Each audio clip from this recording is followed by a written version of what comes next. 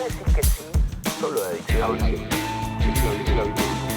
Una parte oscura, luz, somos seres libres. Primero, gracias por estar acá. Yo voy a decir algo que es lo más difícil de todo, que lo tengo que decir de entrada. De todas las entrevistas que hice, esta es la única que me genera nervios. No. Porque acá hay algo emocional Sí. metido en el medio. Total. Y porque todos estos días estuve hablando directamente con Diego, diciéndole, loco, acompañá en esta también. No, tranquilo. Está todo bien. Yo vengo porque te amo a vos y a tu familia y a todos. Entonces siento que es un lugar en donde yo me puedo sentir tranquila y estar bien para poder hablar. Así que tranquilo. Bien. Y de hecho, ¿cómo en tu vida primero, hay algo en tu vida que tenga que ver con la adicción? ¿En algo vos sentís que se te va el control, que tenés que tener cuidado, que podés entrar en una etapa de oscuridad? ¿Hay algo donde tenés que hacer un esfuerzo? Así pensando rápidamente, no. Pero porque también yo siempre hice un esfuerzo muy grande por ser tan prolija, tan educada, tan buena alumna, tan medida en todo, que creo que por eso tampoco me pasó. Y también por la historia que yo traigo. Me parece que no me acercaría a nada que sepa que me puede llegar a generar una adicción. Ante eso, yo ahora que soy padre, Sí. lo veo en Muna y en Nilo, en mis hijos, pobres, que encima yo estoy con el discurso de las adicciones, de la recuperación y todo, entonces Muna sabe todo ese discurso. En tu caso, Sí. ¿cómo vos fuiste creciendo en relación a una familia donde había un componente adicto? Sí. ¿Cómo lo fuiste transitando?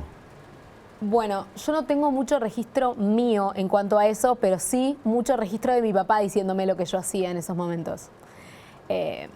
Una anécdota que contó él, que por eso obviamente la cuento, una vez él estaba en el baño consumiendo y yo tenía 3 o 4 años, no me acuerdo bien, y le toqué la puerta hasta que no lo hice salir, que tuvo que tirar todo y tuvo que salir a hablar conmigo y lo que sea, y me dijo, bueno, y me iba salvando de esa manera, él lo decía así, me iba salvando de esa manera, sin saber, por supuesto, que era exactamente lo que él estaba haciendo, pero yo sabía que hasta que él no saliera, yo no me iba a mover de ahí, y él tuvo que salir y dijo, bueno, y ya está, y era así. O por ejemplo, otro momento que se me viene a la cabeza, cuando él hizo la nota, cuando estaba haciendo la campaña Sol sin droga, que era la primera vez que él hablaba abiertamente de cómo empezó a consumir, cómo era su vida con respecto a la droga. Yo también era muy chica, tenía 6 o 7 años, tampoco me acuerdo bien. Y yo le pregunté a mi mamá y a mi papá si yo podía estar presenciando la nota. Sí. Y mi mamá, por supuesto, dijo no. No es ni un vocabulario, ni una situación que yo quiero que una nena de 6 o 7 años esté presente, ¿no? Y mi papá le dijo, sí, ¿cómo no? Si lo va a leer todo el mundo y va a salir en una Claro, ¿por qué revista. no? Mi hija perfectamente puede estar al lado mío y escuchando todo. Y fue una nota, no sé, que te diga, de 3 horas con la revista Gente en ese momento, y yo presencié estuviste ahí. las 3 horas ahí, escuchando y tratando de entender, obviamente, desde los 6 o 7 años que puede tener una nena, Sí. pero sí como teniendo esa info y sabiendo que si yo quería preguntar cualquier cosa la podía preguntar, que me la iban a explicar de una manera para que yo la pudiera entender en ese momento, Sí. pero sí tener respuestas. Entonces para mí eso siempre estuvo bien, y siempre esa fue mi relación con su adicción, obviamente. ¿Vos tenés conciencia de...? El otro día una persona que me escribe mucha gente pidiendo ayuda, y me escribe un tipo que se iba a internar, una persona que se iba a internar, y me dice, me voy a internar porque mi hija me viene diciendo, Claro. uy, ya te pusiste feo, que es el cambio del momento en el que está sin consumo a cuando él Claro. fumaba pasta base encima.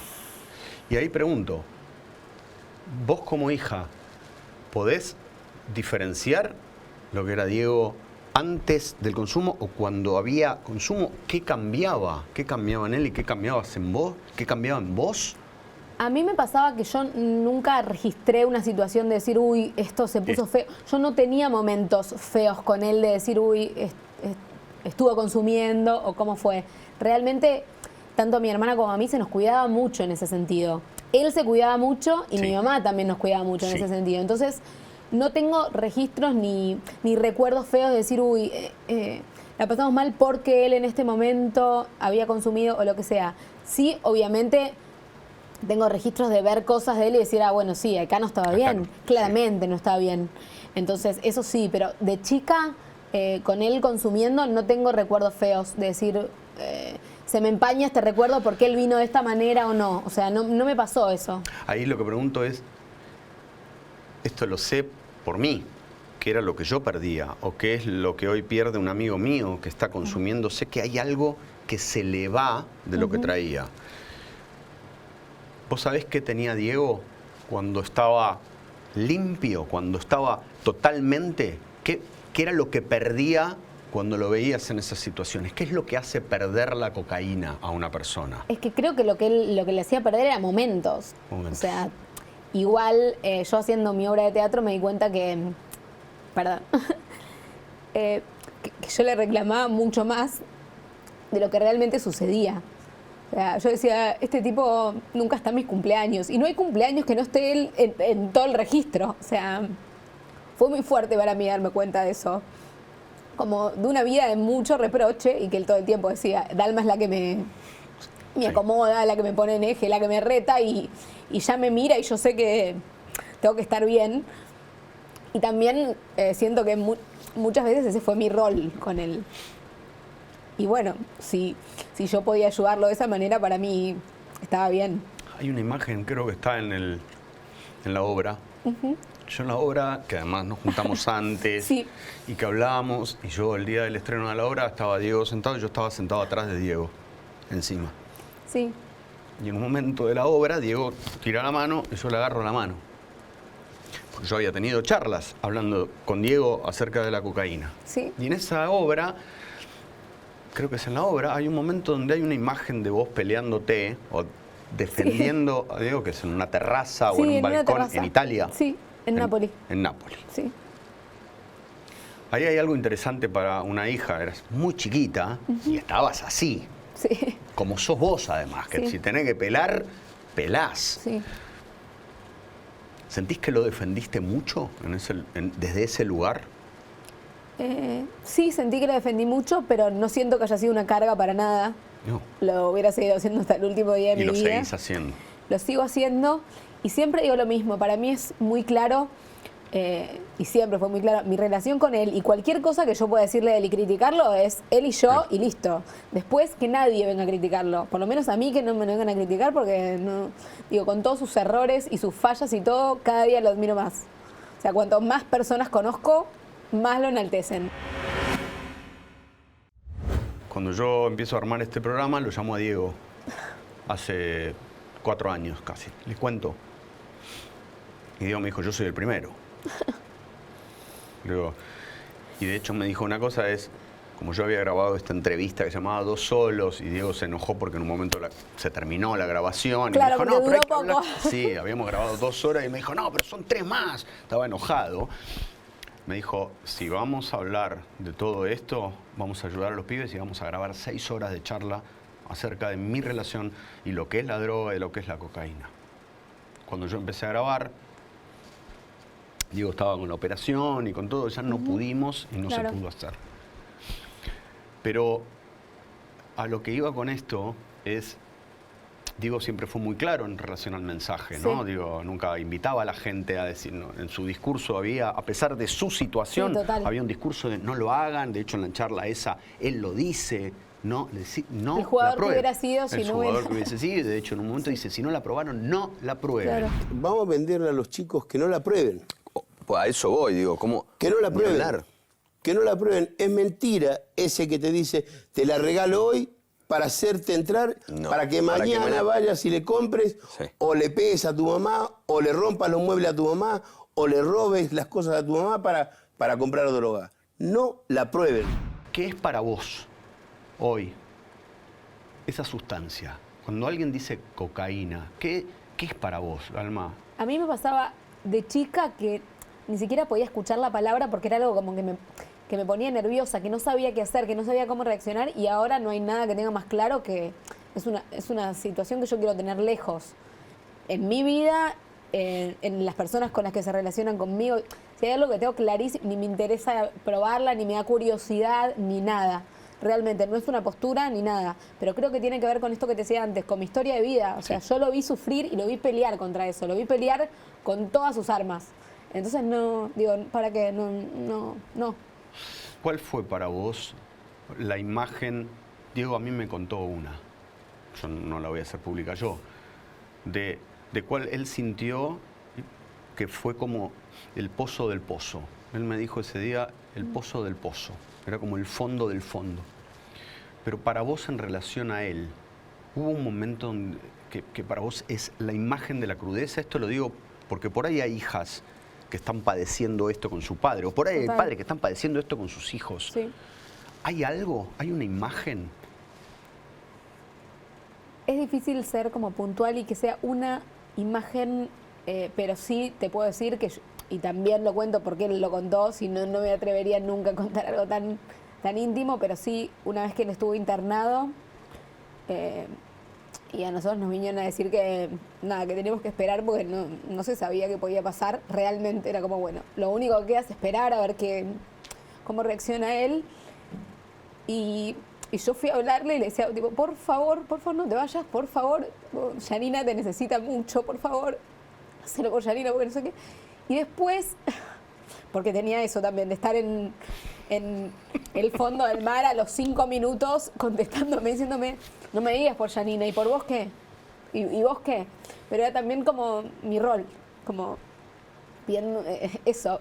Dice, yo estando en coma, abro los ojos y te veo rezando al lado mío y diciéndome, por favor, no te vayas, Yanina te necesita. Y lo contó él, por eso me animó a contarlo y mismo como esos momentos, ¿no? Como de saber que hasta estando en la situación que él estaba, me escuchaba y sabía que obviamente yo iba a estar ahí.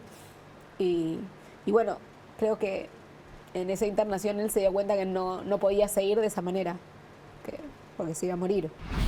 Yo estaba en coma. Y Dalma me lo relató tan bien y sin llorar. Dalma, sin llorar.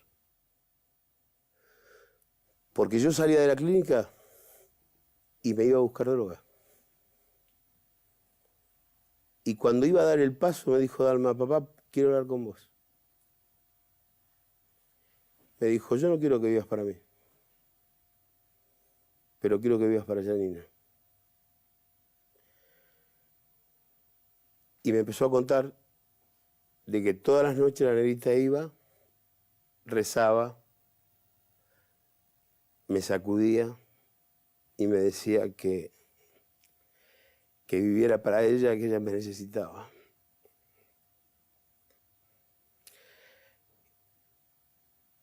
Y no hizo falta ningún fármaco, no hizo falta ningún psicólogo.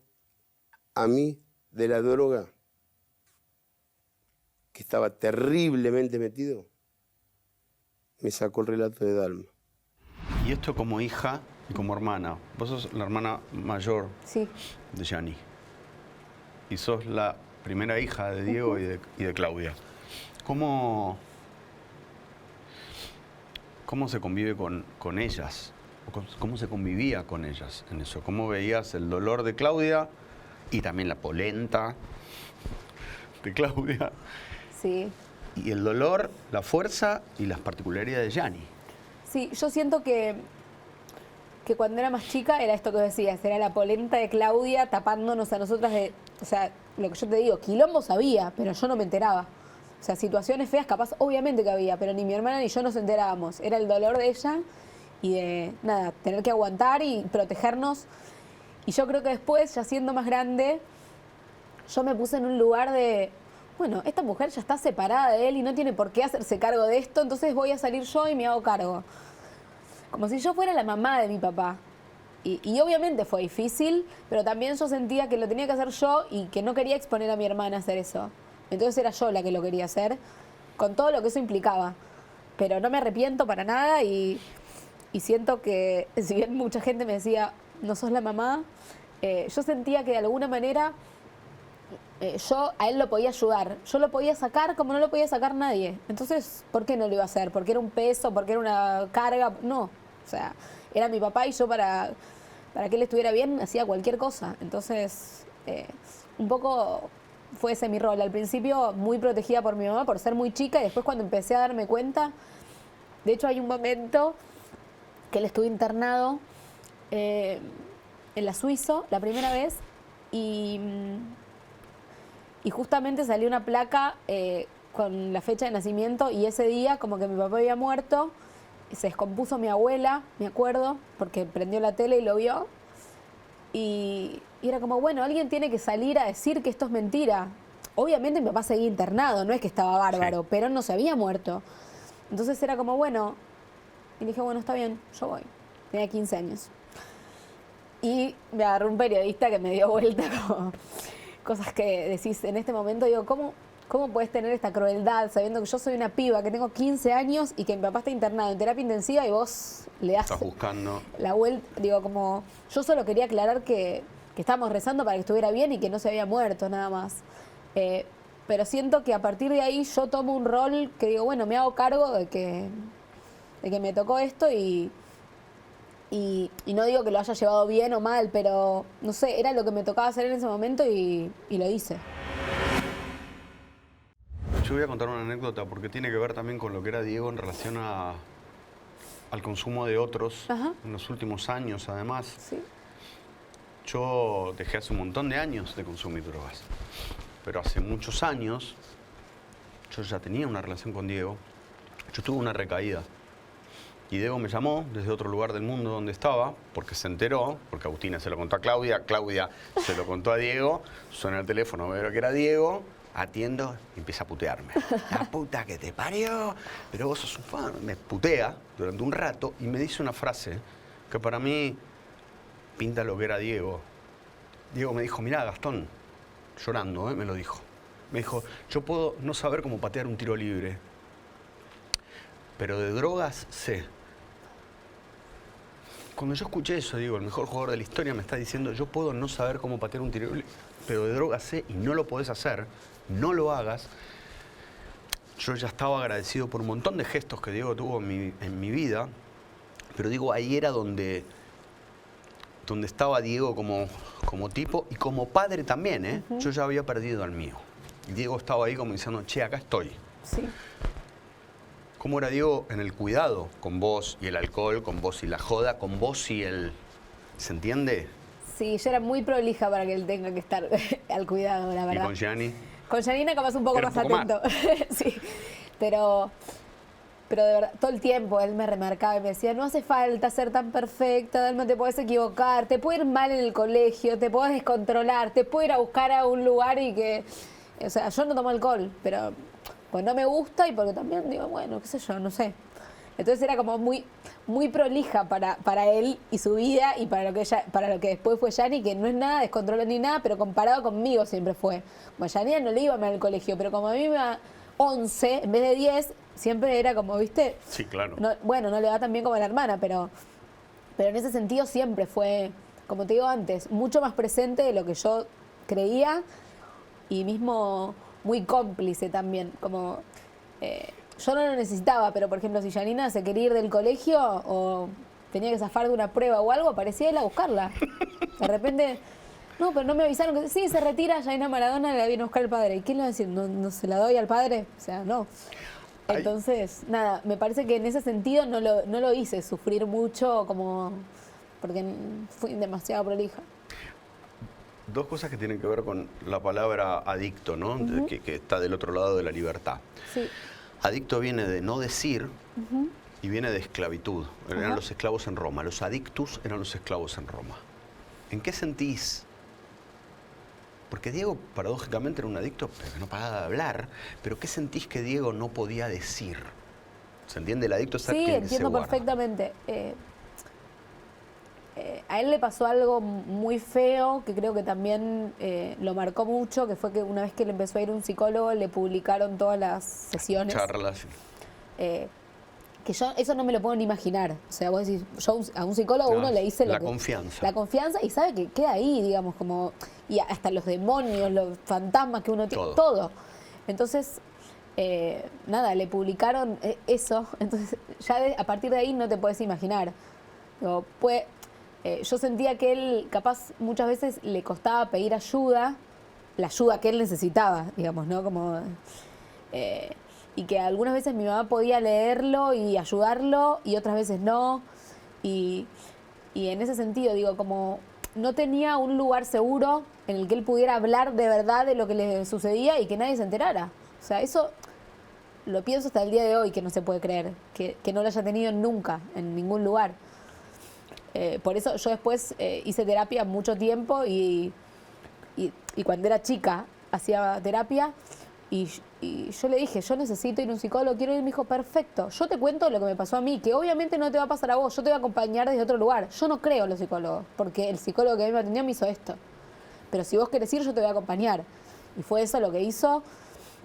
Pero siento que en ese sentido él era muy esclavo de sus palabras. Siempre, mismo él muchas veces dijo que no quería ser ejemplo de nada porque no se sentía que podía ser ejemplo de nada. Y estaba bien. Digo, obvio. ¿Por qué tendría que serlo? Total. Además? De un jugador de fútbol. Listo, punto. Yo muchas veces dije que no quiero ser ejemplo. Y no voy a ser ejemplo. Sino le voy a contar mis vivencias a los chicos. Porque creo que la droga está a la vuelta de la esquina y los chicos la pueden agarrar. Siento que él también siempre se hizo cargo de eso. Como, bueno, si puedo ayudar a alguien, lo voy a hacer. En una adicción o en lo que sea. Como vos decís, puedo estar presente ayudándote y esto a vos te va a dar algo para reaccionar o te va a poder ayudar, voy a estar y lo voy a hacer. Siempre fue hacer esas cosas. ¿Y en qué era un esclavo? Dijiste esclavo de sus palabras. ¿En algo sentís que Diego era esclavo? ¿De la fama, del reconocimiento, no, de la gente opinando, de sí, algo más? Sí, a eso voy, que él decía algo y todo el mundo tenía que opinar de eso que había dicho. O sea, no se lo hacen a los políticos, pero sí a un jugador. O sea, era muy loco en ese sentido. Y también siento que él trasciende como jugador de fútbol también porque tenía una opinión, porque tenía una manera de pensar y que de verdad cada día la valoro más. O sea, es increíble. En una charla que yo tuve con él, en un momento estábamos hablando de la infancia y de cómo le decían. Y entonces no sé por qué la charla devino en que yo le pregunté de todos sus apodos. Pelusa, Diego, Dios, Diego, TNT. Le digo, ¿cuál es el que más te gusta hoy? En realidad me dijo, cuando me dicen nene, Claudia me dice nene. Sí. Me dice, yo soy un nene. Me dice, hay un lugar donde yo sigo siendo un nene. Y esa sensación de niño, claro, que además a veces tiene una madre, o dos madres, o tres madres, sí, porque Claudia, sí, total. Sí, total. ¿Lo veías en Diego? ¿Veías un niño también? Sí, y lo veía en sus partes lindas también, en su parte luminosa. Por ejemplo, no sé, de mil veces estar ya siendo grande, estando y aparecía una pelota y el tipo se le iluminaba la cara, de verdad, o sea, ni en un niño lo vi tan claro. Era como una cosa que, sí, un niño eterno. Y aparte porque, de verdad, de no tener nada a tener todo, entre comillas, y de perseguir como ese sueño, él lo dijo siempre, yo lo único que quería es jugar a la pelota. Todo lo que vino después con eso, qué sé yo, no lo elegí, ni lo pedí, ni nada. O sea, fue así y me parece que él siempre quiso como proteger a ese niño, ¿no? Como ese, yo soy jugador de fútbol, esté jugando, ya no juegue más, o lo que sea, yo, y esto es lo que a mí me hace feliz. Y creo que hasta el último día fue así. La pelota no se mancha es el símbolo, ¿no? Era además de un poeta en la cancha, era un poeta afuera, porque tiraba frases que decís... Sí, terribles. ¿Cómo? ¿De dónde? ¿De dónde sale esa capacidad de síntesis? La pelota no se mancha, yo me equivoqué. La pelota, que era el juego, que tenía que ver con el juego, con esto del juego. Y ahora, entrando en la parte final, ¿qué sentís? Alguna vez yo me lo pregunté conmigo, Esto lo pregunto porque yo me lo pregunté conmigo y porque además lo hablé con Diego. Un montón de las respuestas que estás dando son charlas que yo tuve con Diego. ¿Ya las escuchaste? Sí, además algunas anécdotas que me contaba Diego sobre su dolor en relación al consumo y a perderse momentos. Que vos dijiste, ¿qué es lo que se perdía? Momentos. Momentos de libertad, de estar sin necesidad de otra cosa para disfrutar a sus dos hijas, o a la pareja, o los amigos. Sí. ¿Alguna vez te preguntaste? Yo me lo pregunté conmigo. Que hubiese sido de mí sin la cocaína. Y a mí también, lamentablemente, y gracias a Dios, que estoy vivo, también me construyó eso, haber transitado por un lugar. Ojalá no lo hubiese vivido. Total. Pero lo viví, salí. ¿Te preguntaste alguna vez qué hubiese sido de Diego sin eso?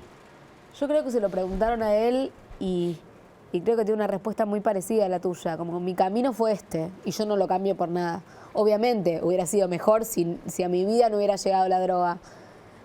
Pero llegó y yo soy quien soy por lo que me atravesó y porque pude salir de eso también. Como que, y creo que ese era su mensaje, como que hay salida, porque él lo dijo siempre y a mí aprovecho para agradecértelo porque ese día salió de la charla y él dijo, vos le preguntaste qué éramos Janina y yo para él. Y él a mí siempre me colgó la medalla de decir, Dalma fue la que me sacó de la droga. Entonces yo, ¿qué más quiero que eso? O sea, ya está. Yo no le tengo que explicar nada a nadie, ni a nadie en mi relación con él, porque él explicó en una frase quién era yo para él. Entonces, me pasa eso, digo, yo a él no lo hubiera cambiado por nada nunca con todo lo que implica y lo que implicó ser su hija. Y creo que él no hubiera cambiado nunca ser quien fue y con las cosas que lo atravesaron, la droga y saber que se puede salir con mucho amor y con mucho esfuerzo y de verdad yo lo vi a él pelear con todo lo que tenía. Entonces creo que nada, me pasa eso. Él supo escribir muy bien mi relación con él, con esa frase y fue en una nota con vos, así que gracias. Yo le pregunté ese día quién era, si creía en Dios, quién era Dios. En realidad fue un juego de palabras con que a él le decían Dios. Bueno, ¿quién es Dios? Me dijo el que se llevó mi vieja, un poco peleado, estaba enojado. Estaba enojado. ¿Quién es Dios para vos? Muy difícil porque yo también estoy muy enojada. Hace 2 años y pico que estoy muy enojada. Porque también salió tantas veces que uno dice, esto no va a pasar nunca. Sí. Entonces,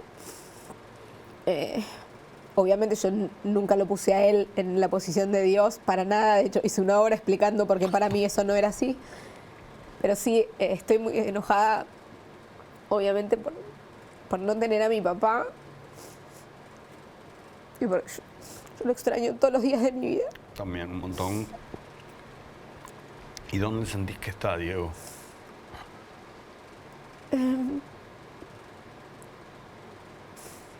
Si bien, como te dije recién, lo extraño todos los días, lo siento también muy presente en mis hijas, no sé, en cosas, hay cosas que a mí me pasan en el día a día que yo sé que él está ahí, que es él que está ahí.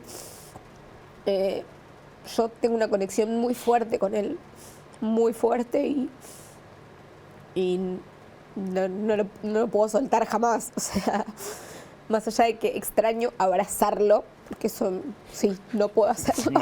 Encima los abrazos de Diego era como, encima del mejor jugador del mundo, los abrazos creo que eran los mejores del mundo también. Sí, terrible.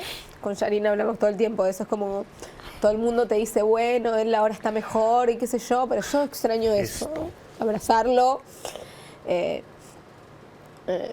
pueda hablar con mis hijas. Nada, eso me pasa.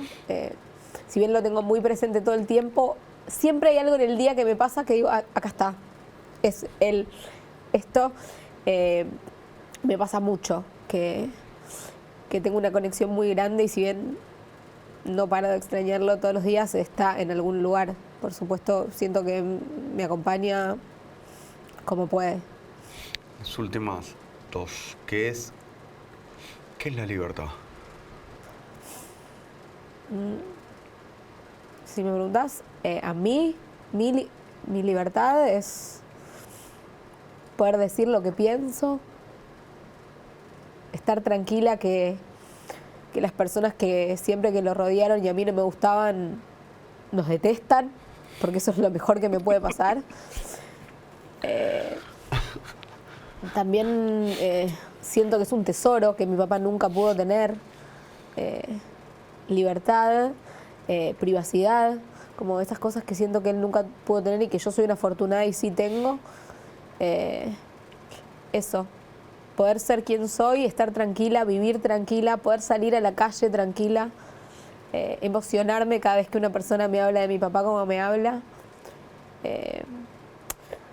Yo ahora estoy trabajando en radio y ayer justamente fue un invitado a contarme que en la pandemia habían hecho una nota a un comedor que quedaba enfrente de la Boca y que el tipo atiende el teléfono y era mi papá y le dijo, yo te quiero donar zapatillas y botines para todos los nenes que están en tu comedor. Y dice, pero ¿cómo? Sí, soy Diego Maradona. Dale, ¿qué vas a hacer? O sea, y estaba solo el tipo, entonces no podía creer lo que le estaba pasando. Y me dice, vos capaz esto no lo sabés, pero la pandemia tu papá se encargó de que 100 pibes tengan zapatillas.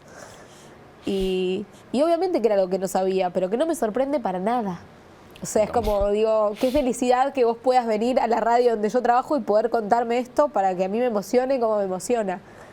Y ahí es donde digo, esto no se termina nunca. O sea, él una vez había dicho una frase como, lo único que quiero es que la gente no me olvide o que los argentinos no me olviden. Es imposible porque seguís apareciendo sin estar presente. Entonces es imposible, o sea, digo, hay algo que me trasciende a mí, que trasciende a su entorno, que trasciende a todos. O sea, es él, su persona, lo que hizo en el fútbol y lo que hizo por fuera del fútbol también. Que para mí es casi más importante, porque el fútbol no es que a mí me signifique tanto como en otra parte. Obviamente se habrá equivocado, habrá hecho cosas mal, por supuesto. Soy la primera, era la primera en marcárselo y cagarlo a pedos. Yo lo tenía cagando, realmente. Pero también sabía que a él le funcionaba y que le servía. Entonces, de verdad, o sea, nada de eso, sigue apareciendo de algunas maneras mágicas como es él. Mágicas, porque digo, hace un tiempo, no voy a decir qué, pero hay algo de Diego que está conmigo en este momento de mi vida, que llegó hace unos meses, un día que yo estaba mal. Yo ese día estaba mal. Y me llama Agus para decirme, che, mirá, Agasti, vos podrías. Le digo, sí, obvio. Apareció. Y eso que llegó es Diego, desde donde está, es como decir, dale, hijo de puta, mirá el talento que tenés como para... Cortala, dejame tranquilo, loco, cortala. Dale. Seguís apareciendo como en la cancha, decís, ¿que es un mago? Sí.